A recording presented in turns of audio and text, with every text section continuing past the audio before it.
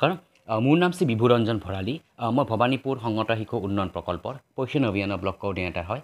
মোৰ শ্ৰদ্ধাৰ মুখ্য শিক্ষিকা বাইদেউসকলৰ লগতে আমাৰ অংগনবাড়ী বাইদেউসকল পোনপ্ৰথমতে আপোনালোক সকলোকে মই মোৰ এই চেনেলটোলৈ স্বাগতম জনাইছোঁ আজি এটা খুবেই গুৰুত্বপূৰ্ণ আপডেটৰ ওপৰত মই এই ভিডিঅ'টো বনাব ওলাইছোঁ একচুৱেলি যোৱা দিনা এটা খুবেই ইম্পৰ্টেণ্ট আপডেট এটা পজিশ্যন ট্ৰেকাৰত আহিছে আৰু সেই আপডেটত এটা পাৰ্ট মানে কি এটা অপশ্যনত কিছুমান চেঞ্জ আহিছে এইটো একো মেজৰ চেঞ্জ নহয় এইটো আপোনালোকৰ বাবে এটা সহজ কৰি দিছে যিটো আপডেট আহিছে আৰু এই আপডেটে আপোনালোকক কিছুমান বই নকওঁ ভালেখিনি কামত আপোনালোকক সহায় কৰিব ক্লিয়াৰ চাওক প্ৰথমতে মই যিটো আপোনালোকৰ অপশ্যনটো আপোনালোকে প্ৰথমতে অংগনবাড়ী ৱৰ্কাৰ যিটো অপশ্যনটো সেইটো টাচ কৰিব লাগে সেইটো অপশ্যন টাচ কৰি দিয়াৰ পিছত মই এতিয়া প্ৰথমতে লগ ইনটো কৰিলোঁ আৰু লগ ইনটো কৰাৰ পিছত এতিয়া মই তেখেতৰ এইটো পিন নাম্বাৰটো লিখি দিছোঁ লিখি দিয়াৰ পিছত এইটো মই এতিয়া সাইন ইনটো কৰি দিলোঁ সাইন ইন কৰাৰ পিছত এতিয়া তেখেতৰ এই যিটো প্ৰফাইলটো আছে যিটো হোম পেজখন এই হোম পেজখন ইয়াতে আহি গ'ল এতিয়া চাওক আপোনালোকৰ এই যিটো নতুন আপডেট আহিছে 24.8.1 ভাৰ্জন বুলি আছে সেই আপডেটটোত আপোনালোকৰ যিটো ৰেজিষ্ট্ৰেশ্যনৰ যিটো নতুনকৈ বেনিফিচিয়াৰী ৰেজিষ্ট্ৰেশ্যন কৰে তাতে চেঞ্জ এটা আহিছে এতিয়া তাতে চেঞ্জটো কেনেকুৱা ধৰণৰ আহিছে এতিয়া মই এইটো ডিটেইলছত গৈ আছোঁ প্ৰথমতে মই এটা বস্তু দেখুৱাই যে মই আজি এই ভিডিঅ'টো মই দেওবাৰে বনাই আছোঁ আৰু সেইকাৰণে আপোনালোকে জানে যে আজিৰ দিনত আমি কোনো ধৰণৰ এটেণ্ডেঞ্চ দিব নোৱাৰোঁ বা ডেইলি টেকিঙত আমি কোনো কাম কৰিব নোৱাৰোঁ কিন্তু আমি আজিৰ দিনত ডেইলি টেকিঙৰ বাহিৰে বেলেগ কামখিনি কৰিব পাৰোঁ যিখিনি যেনেকুৱা আমাৰ নতুন বেনিফিচিয়াৰী ৰেজিষ্ট্ৰেশ্যন কৰা বা তাত তেওঁলোকৰ FRS কৰা টেক হোম ৰেচন দিব নোৱাৰোঁ কিন্তু তেওঁলোকৰ FRSৰ কামখিনি ইভেন আমি কৰিব পাৰোঁ ক্লিয়াৰ এতিয়া প্ৰথমতে আমি কি কৰিম এনেকুৱা সিচুৱেশ্যনত আমি প্ৰথমতে কি কৰিব লাগিব একেবাৰে তলৰ পিনে চাওক হোম অপশ্যন এটা আছে দেখিছে সেই হোম অপশ্যনটো মই টাচ কৰি দিলোঁ দিয়াৰ পিছত তেখেতৰ যিখন হোম পেজখন এইখন পেজখন আহি গ'ল এতিয়া মই যিটো বেনিফিচিয়াৰী অপশ্যন আছে মডিউলটো সেইটো মই টাচ কৰিছোঁ এতিয়া বেনিফিচিয়াৰী মডিউলত প্ৰত্যেকটো মডিউলতে মই এবাৰ টাচ কৰি যাম তাতে কি কি চেঞ্জ আহিছে মই চেঞ্জকেইটা দেখুৱাই দিম প্ৰথমতে প্ৰেগনেণ্ট মহিলা যিটো মডিউলটো আছে সেইটো মই টাচ কৰিছোঁ দিয়াৰ পিছত চাওক প্ৰথমতে আমি নতুন ৰেজিষ্ট্ৰেশ্যন যদি কৰিব যাওঁ নতুন ৰেজিষ্ট্ৰেশ্যন কৰিব গ'লে ইয়াতে আমি যাব লাগে নিউ ৰেজিষ্ট্ৰেশ্যনত আৰু নিউ ৰেজিষ্ট্ৰেশ্যনটো মই টাচ কৰি দিছোঁ দিয়াৰ পিছত এতিয়া ইয়াতে আগে বেছি কেনেকুৱা পাইছিল যে আগতে আপোনালোকে নিউ ৰেজিষ্ট্ৰেশ্যন কৰাৰ পিছত ফৰ্মখন খুলিছিল তেখেতৰ ৰেজিষ্ট্ৰেশ্যনৰ ফৰ্মখন খোল হৈছে এতিয়া আপোনালোকৰ কি হ'ব ইয়াতে ফৰ্মখন খোল নাখায় ইয়াতে কিছুমান ইনষ্ট্ৰাকশ্যন দি আছে সেই ইনষ্ট্ৰাকশ্যন মই প্ৰথমে পঢ়ি দিছোঁ যে নিউ ৰেজিষ্ট্ৰেশ্যন প্ৰচেছ ইয়াতে মই এইটো কালাৰ দি দেখুৱাই দিছোঁ ফাৰ্ষ্ট এইটো পৰ্টত মই কৈ আছোঁ যে the registration process has been updated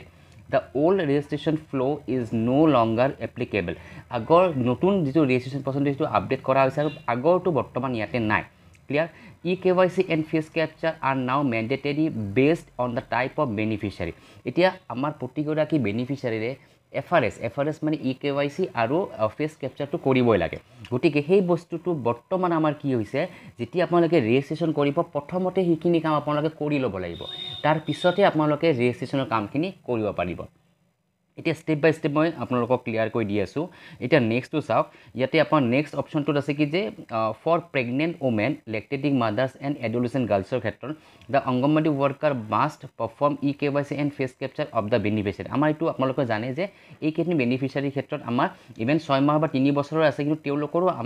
তেওঁলোকৰ যিটো মাক দেউতাক তেওঁলোকৰ আমি ফেচ কেপচাৰ বা eKYCটো মেণ্ডেটৰী বা এওঁলোকৰ ক্ষেত্ৰত আমাৰ ফেচ কেপচাৰ আৰু eKYCটো মেণ্ডেটৰী ফৰ চিলড্ৰেন শিশুৰ ক্ষেত্ৰত কি হ'ব যে মই শিশুৰ ক্ষেত্ৰত এই কালাৰ দি দেখুৱাই দিছোঁ ইয়াতে ফৰ চিলড্ৰেন কি দি আছে যে it is mandatory to perform eKYC and face capture of one of the following আমাৰ শিশুৰ ক্ষেত্ৰত এটা আগতে কোৱা হৈছিল যে শিশুৰ ক্ষেত্ৰত আপোনালোকে eKYC বা ফেচ কেপচাৰ কৰিব লাগিব তেওঁলোকৰ হয় মাকৰ নহয় দেউতাকৰ নহয় যদি তেওঁলোক দুয়োগৰাকী নাই মাক দেউতাক তেতিয়াহ'লে তেওঁলোকৰ এবচেঞ্চত আপুনি গাৰ্জেনো ল'ব লাগিব এতিয়া এইটো কথাই কৈছে যে it is mandatory to perform eKYC and face capture of one of the following মানে মাদাৰ ফাদাৰ এণ্ড গাৰ্জেন তেওঁলোকৰ যিকোনো এগৰাকীৰ কৰিব লাগিব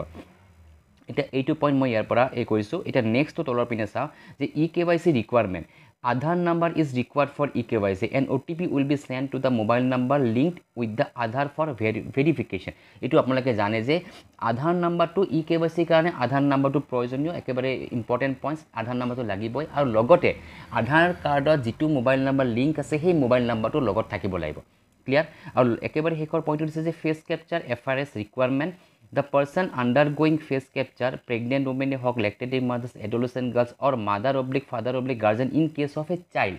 ইয়াতে প্ৰথমতে প্ৰেগনেণ্ট লেক্টেটিং এডোলেচেণ্ট গাৰ্লছ লগতে শিশুৰ ক্ষেত্ৰত কাক ধৰিছে mother/father/guardian in case of child তেওঁলোকৰ কি হ'ব লাগিব must B physically present during registration যেতিয়া আপুনি ৰেজিষ্ট্ৰেশ্যনটো কৰিব ইয়াতে তেওঁলোক এই কেইগৰাকী বেনিফিচিয়াৰীৰ লগত উপস্থিত থাকিব লাগিব কিয় থাকিব লাগিব মই কথাটো কৈ দিছোঁ কাৰণ প্ৰথমতে তেওঁলোকৰ FRSৰ কাম অৰ্থাৎ তেওঁলোকৰ KYC আৰু ফেচ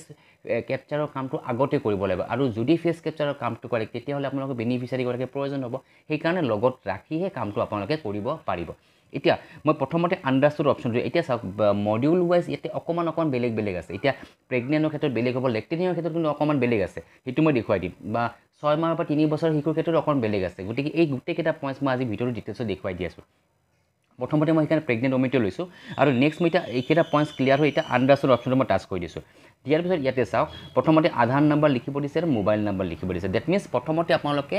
আধাৰ নম্বৰটো মহিলাগৰাকী যিগৰাকী প্ৰেগনেণ্ট মহিলা তেখেতৰ আধাৰ নম্বৰটো লিখিব লাগিব তাৰপিছত তেখেতৰ যিটো আমাৰ আধাৰ কাৰ্ডখনৰ যিটো মোবাইল নম্বৰ লিংক থাকে সেই মোবাইল নম্বৰটো ইয়াতে লিখিব লাগিব লিংক থকা মোবাইলৰ লিখাৰ পিছত এইটো তলত যিটো প্ৰচিড অপশ্যনটো আছে এইটো মই আপোনালোকক কালাৰ দি দেখুৱাই দিছোঁ এইটো এই প্ৰচিড অপশ্যন টাচ কৰিব লাগিব আৰু এইটো টাচ কৰাৰ পিছত আপোনালোকৰ নেক্সট আহিব যে মোবাইল নাম্বাৰ ভেৰিফিকেশ্যন বুলি আহিব আৰু আপুনি মোবাইল নাম্বাৰটো ভেৰিফিকেশ্যনটো একেবাৰে সহজ যেতিয়া আপোনাৰ টাচ কৰিব ক্লিক কৰিলে এটা 4টা ডিজিটৰ OTP এটা সেই মোবাইলটোত যাব নাম্বাৰটোত যাব মোবাইলটোত তাৰে পৰা আপুনি OTPটো লিখাৰ পিছত মোবাইল নাম্বাৰ ভেৰিফিকেশ্যন হৈ গ'ল তাৰ পিছত আপোনালোকৰ আহিল KYC কেনেকৈ কৰিব লাগে আৰু KYC অলৰেডি আপোনালোকে জানে কেনেকৈ কৰিব লাগে তাত আধাৰ নাম্বাৰটো আকৌ এবাৰ লিখিব লাগিব আমাৰ যিগৰাকী মহিলাৰ আধাৰ নাম্বাৰটো আছিল সেইটো নাম্বাৰটো লিখিব লাগিব আৰু তাৰ পিছত এটা কেপচা দিব লাগে কেপচাটো লিখাৰ পিছত সাবমিট কৰাৰ পিছত আকৌ এটা OTP যাব মোবাইল সেইটো লিংক থকা মোবাইল নাম্বাৰ আৰু এইখিনি কাম কিন্তু অলমোষ্ট আপোনালোকে অলৰেডি ভালে কেইবাৰ কৰিছে বৰ্তমান FRSত আপোনালোকে এইখিনি কাম কৰিছে গতিকে এইখিনি কাম আপোনালোকৰ বাবে একেবাৰে সহজ কৰি আছে আৰু OTPটো লিখাৰ পিছত আপোনালোকৰ কমপ্লিট হোৱাৰ পিছত সেইখিনি আপোনাৰ KYC পাৰ্টটো কমপ্লিট হৈ যাব তাৰ পিছত আপোনালোকৰ ষ্টাৰ্ট হ'ব ফটো কেপচাৰৰ পাৰ্টটো আৰু ফটো কেপচাৰৰ সময়ত প্ৰথমতে KYCৰ সময়ত যিখন আধাৰ কাৰ্ডৰ যিখন ফটো আছিল সেই ফটোখন ইয়াতে আহি যাব আৰু লগতে যিটো ফটো উঠাব সেই ফটোখন ইয়াতে অটোমেটিক আহি যাব জাষ্ট মেচিং কৰিব কৰাৰ পিছত আপোনালোকৰ ফাৰ্ষ্ট পাৰ্টখিনি কমপ্লিট হৈ যাব আৰু কমপ্লিট হোৱাৰ পিছত তাৰ পিছতে আপোনালোকৰ অৰিজিনেল যিখন ফৰ্মখন ৰেজিষ্ট্ৰেশ্যন ফৰ্ম সেইখন খোল খাব তাৰপিছত ফৰ্মখন আপুনি ফিল আপ কৰি ছাবমিট কৰি দিব ক্লিয়াৰ মানে আগতে আপোনালোকৰ কি হৈছিল যে প্ৰথমতে ৰেজিষ্ট্ৰেশ্যন কৰিব লাগিছিল তাৰ পিছত আপোনালোকৰ কি কৰিছিল যে আমাৰ যিটো FRSৰ KYC হওক বা ফটো কেপচাৰ সেইখিনি পিছত কৰিছিল কিন্তু বৰ্তমান কি কৰিব লাগিব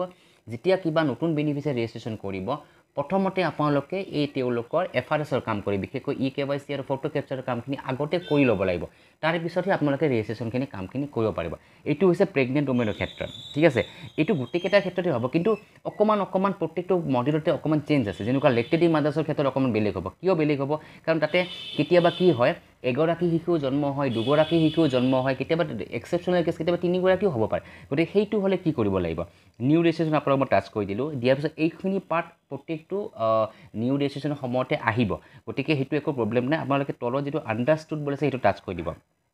দিয়াৰ পিছত ইয়াতে লিখাখিনি আছে চাই লওক যে select number of children you want to add along with the mother মানে আপুনি চিলেক্ট নাম্বাৰ অফ চিলড্ৰেন ইয়াতে ছিংগল বাৰ্থ আছে টুইনছ আছে ছিংগল বাৰ্থ মানে এগৰাকী শিশু ছিংগল বাৰ্থ মানে ইয়াতে আপোনালোকৰ এইটো মই তলৰ পিনে আহিছোঁ এগৰাকী শিশু টুইন আছে 2 নম্বৰটো দুগৰাকী শিশু যদি জন্ম হয় টুইন হ'ব 3গৰাকী হ'লে ট্ৰিপলেট হ'ব ঠিক আছে এতিয়া আমাৰ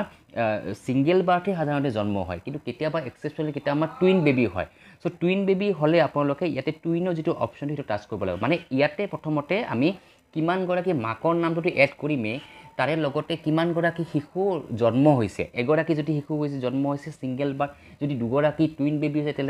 তেতিয়াহ'লে আপোনাৰ টুইনছ বাৰ্থত টাচ কৰিব লাগিব আৰু যদি 3গৰাকী হৈছে এইটো এক্সেপশ্যনেল কেছ এইটো সাধাৰণতে নহয় যদি কেতিয়াবা হয় তো তেতিয়াহ'লে আপোনালোকে কি কৰিব লাগিব 3টা চিলিণ্ডাৰ দিব লাগিব দিয়াৰ পিছত আপোনালোকে ছাপ'জ মই ছিংগল বাৰ্থ তাৰপিছত আপোনালোকে প্ৰচিড অপশ্যন টাচ কৰি দিব লাগিব আৰু প্ৰচিড অপশ্যন টাচ কৰাৰ পিছত ইয়াতে এনেকুৱা ধৰণৰ প্ৰথমতে আধাৰ নাম্বাৰ তাৰপিছত মোবাইল নাম্বাৰ এইটো প্ৰচেছত প্ৰথমতে FRSৰ মানে KYCৰ কাম ফটো মোবাইল ভেৰিফিকেশ্যন KYC গোটেইখিনি একেলগে কৰিব লাগিব ঠিক আছে এতিয়া চাওক আপোনালোকে এটা বস্তু ইয়াতে লক্ষ্য কৰিব যে এইটো আমাৰ শিশু লেক্টেটিভ মাদাৰ্ছৰ ক্ষেত্ৰত মই কৈছোঁ কাৰণ আগতে কি হৈছে যে লেক্টেটিভ মাদাৰ্ছৰ ক্ষেত্ৰত যেতিয়া ফিল আপ কৰিব কৈছে যে টুইন বেবী হয় টুইন বেবী সময়ত আপোনালোকৰ এটা প্ৰব্লেম হৈ যায় যে শিশুগৰাকীৰ নামটো আমি আকৌ এবাৰ এড কৰিব লগা হয় তো ইয়াতে আপোনালোকৰ একেলগে হৈ যাব এতিয়া এইটো লেক্টেটিভ মাদাৰ্ছ ক'লোঁ এতিয়া মই 0ৰ পৰা 6 মাহৰ মডুলটো দেখুৱাম কাৰণ ইয়াতে টুইন বেবীৰ কথাটো ইয়াতেও আহিব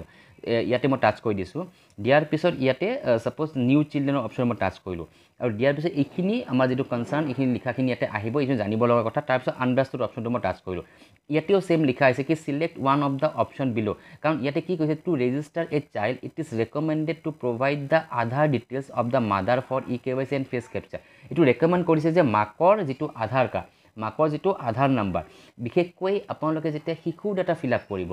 শিশু ডাটা ফিল আপ কৰাৰ ক্ষেত্ৰত প্ৰথমতে আপোনালোকক ৰেকমেণ্ড কৰিছে যে মাকৰ আধাৰ নাম্বাৰটোৱে দিয়ে যেন দিয়ে, ঠিক আছে। এতিয়া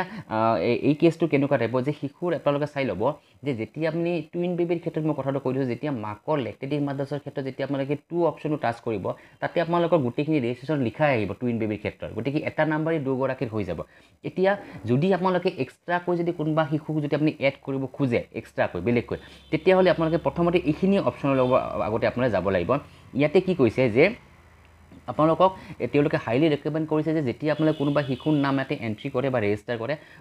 বিশেষকৈ প্ৰথমতে মাকৰ আধাৰ নাম্বাৰটো দিব চেষ্টা কৰে, কাৰণ মাকগৰাকীৰ লগতে থাকে। যদি মাকৰ আধাৰ কাৰ্ড নাই, in case mother has Aadhaar number, এইটো মাকৰটো আধাৰ টাচ কৰি দিলে, যদি মাকৰ আধাৰ নাম্বাৰ নাই বা কিবা প্ৰব্লেম আছে তেতিয়াহ'লে ফাদাৰৰটো দিব, ফাদাৰ টাচ কৰি দিছোঁ ইয়াতে, ঠিক আছে। আৰু ছেকেণ্ড থিং হৈছে যদি ফাদাৰৰ বা মাদাৰৰ দুয়োগৰাকীৰে নাই, তেতিয়াহ'লে একেবাৰে শেষত গাৰ্জেন আধাৰ বুলি আছে, সেইটো আপোনালোকে টাচ কৰিব পাৰিব। ক্লিয়াৰ? মই এতিয়া মাকৰ আধাৰ নাম্বাৰ টাচ কৰি দিয়ে মই এতিয়া প্ৰচিড অপশ্যন টাচ কৰিছোঁ। দিয়াৰ পিছতে সেই একেধৰণৰে আহিছে যে ইয়াতে কি আহিব, প্ৰথমতে তেওঁলোকৰ FRSৰ কাৰণে আধাৰৰ ডিটেইলছ আৰু মোবাইল নাম্বাৰটো, আৰু মোবাইল নাম্বাৰটো কিন্তু সেইটোৱে যে যিটো মোবাইল নাম্বাৰ তেওঁলোকৰ সেইত আছে, আধাৰ কাৰ্ডৰ যিটো মোবাইল নাম্বাৰ আছে সেইটো লিংকে যেন থকা মোবাইল নাম্বাৰ ইয়াতে দিয়ে যেন। ক্লিয়াৰ? তেতিয়াহ'লে আপোনালোকৰ পিছৰ ফেজবোৰৰ কাৰণে সহজ হ'ব।